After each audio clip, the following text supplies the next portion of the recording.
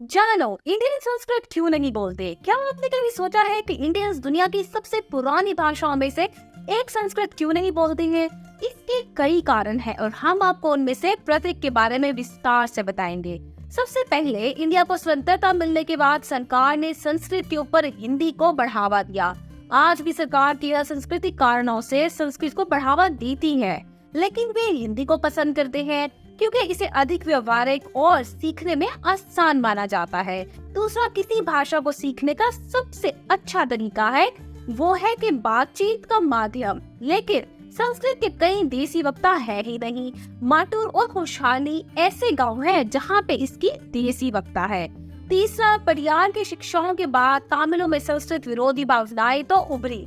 आज केवल ब्राह्मण और भाषाविद संस्कृत सीखने के लिए प्रोत्साहित महसूस करते हैं, जबकि तमिल, राष्ट्रवादी और द्रविड़ कट्टरपंथी बाकी सभी को डिस्करेज करते हैं।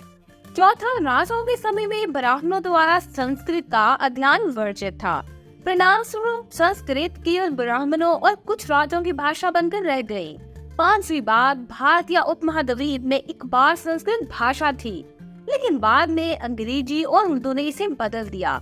आज केवल मंदिर के अनुष्ठान कराने वालों को संस्कृत सीखने की आवश्यकता है, क्योंकि इन स्थानों में केवल मंत्रों की आवश्यकता होती है। अंत में संस्कृत वास्तव में अपने शाब्दिक अर्थ के कारणों सोफिस्टिकेटेड भाषा है, हालांकि यह जिंदा बातचीत के लिए उपयुक्त नहीं है और इसका उपयोग मुख्य रूप से अभिजात वर्ग के बीच किया जाता था।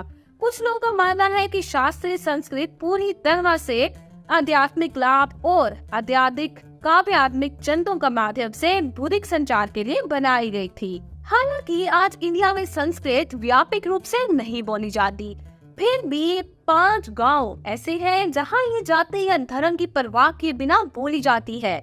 ये गांव कर्नाटक में माटुर एंड खुशहाली, मध्य प्रदेश में झिरी, बगौर एंड मोहित है। दिलचस्प बात यह है कि विदेशों में भी कई संस्कृत प्रेमी हैं, इसीलिए ये अब आपके पास है। यही कारण है कि भारतीय आज व्यापक रूप से संस्कृत नहीं बोलते, हालांकि भाषा भारतीय संस्कृत और आध्यात्मिकता में एक महत्वपूर्ण भूमिका निभा रही है।